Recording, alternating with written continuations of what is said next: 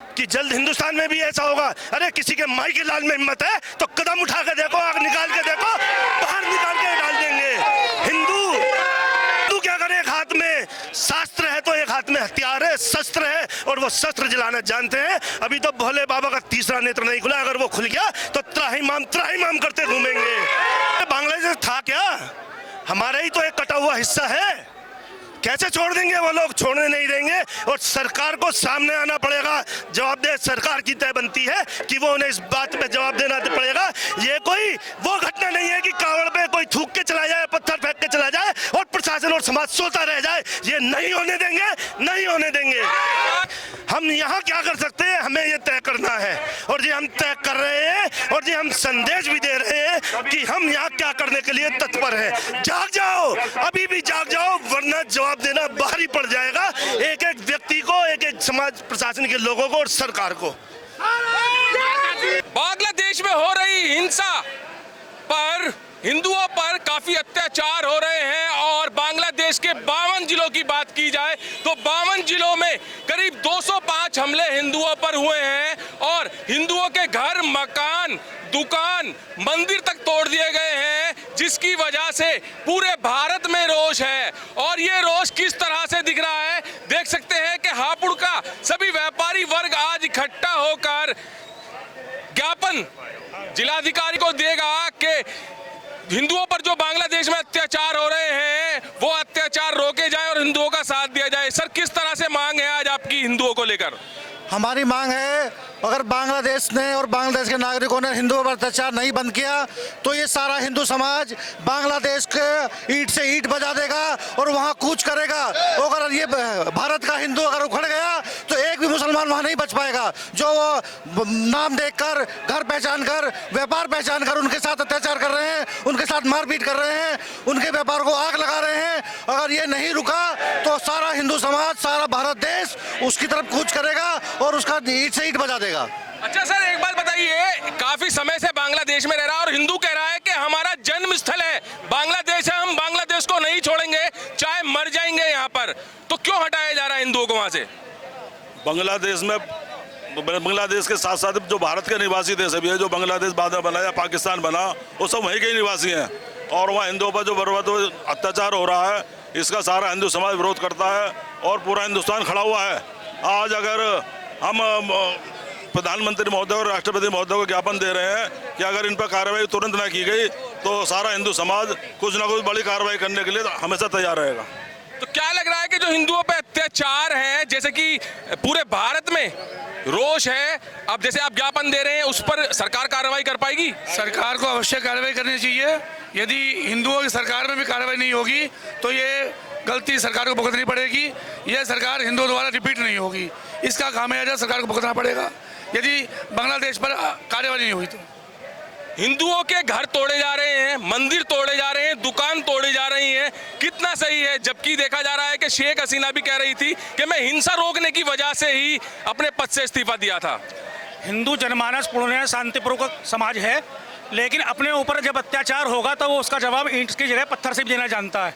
ये दूसरा समुदाय स्पष्ट रूप से समझ ले कि अब हिंदू शांत रहने वाला, जुल्म सहने वाला हिंदू नहीं रहा है, उसका जवाब दिया जाएगा। बांग्लादेश में जो हिंदू बसे में उनका कसूर क्या है? जो उनको इस बेरहमी से मारा जा रहा है, उनके साथ अत्याचार करा जा रहा है, वो बक्के कहाँ जाएंगे? इनके 56 मुल्क बन गए, हमारा एक हिंदुस्तान भी हिंदुओं का समाज का नहीं रहा। यहाँ हमारी केंद्र में सरकार बैठी है, सब मौन है, पूरा विश्व मौन है इसके ऊपर। शर्म आनी चाहिए हमारे नेताओं को। आज कोई भी राजनीतिक दल इसके ऊपर नहीं बोल रहा। पहले फिलिस्तीन के ऊपर, इजराइल के ऊपर, दुनिया भर के गाजा पट्टी पे हमारे सारे नेता बोले। आज हिंदू समाज पर अत्याचार हो रहा है, कोई बोलने के लिए तैयार नहीं है। वजह क्या वजह मानो? वजह क्या है? इन्हें वोट बैंक की राजनीति करते हैं सब लोग, दोगले हैं सेकुलर के नाम पर। ये दोगली राजनीति अब चलने वाली नहीं है, स्पष्ट करना होगा कि वो हमारे साथ है या उनके साथ हैं।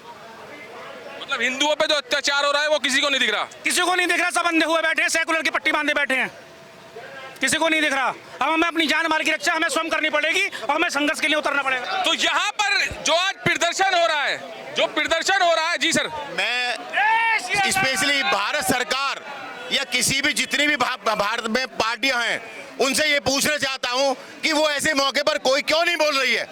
हिंदुओं पर अत्याचार हो रहा है बांग्लादेश में और देशों में, क्यों नहीं बोलते ये लोग?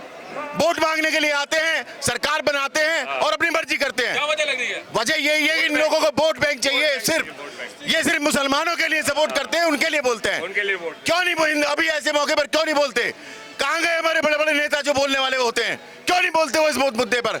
आपने देखा किसी भी राजनीतिक पार्टी ने कोई स्टेटमेंट दिया है? नहीं दिया। और मैं समझता हूँ आज हमारे पास 170 ज्ञापन हापुड़ के व्यापारियों के, हापुड़ के सामाजिक संस्थाओं के, हापुड़ धार्मिक संस्थाओं के 170 ज्ञापन हमारे पास हैं, पर उसके बाद में किसी नेता का नहीं है हमारे पास।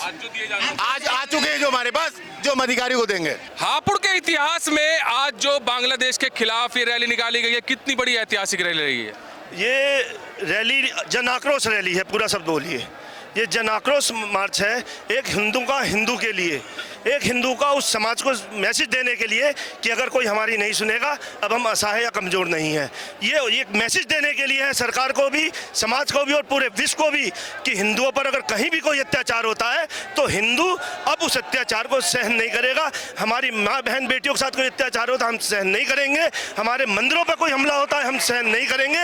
ये हापुड़ के हिंदुओं ने आज बता दिया, हमने एक रिकॉर्ड बना दिया। 180 ज्ञापन में हमने राष्ट्रपति के नाम हिंदू सभी समाज के लोगों ने दिया है। जो लोग जातिगत बात करते हैं आज उन्हें आगे देखना चाहिए कि हिंदू की पहचान क्या और हिंदू क्या है। हिंदुओं के घर, मकान, दुकान और मंदिर तक तोड़े गए हैं, तो क्या गलती थी उन हिंदुओं की? हिंदू होना सबसे बड़ी गलती ये थी कि वो हिंदू थे। पूरे विश्व में हमारी, आप देखिए ना, आज हमारे हिंदुस्तान में जो विश्व की सबसे ज्यादा जनसंख्या का हिंदू का देश है, वहाँ हमारे क्या बयान आ रहे हैं कि जल्द हिंदुस्तान में भी ऐसा होगा। अरे किसी के माई के लाल में हिम्मत है तो कदम उठा के देखो, आग निकाल के देखो, बाहर निकाल के डाल देंगे।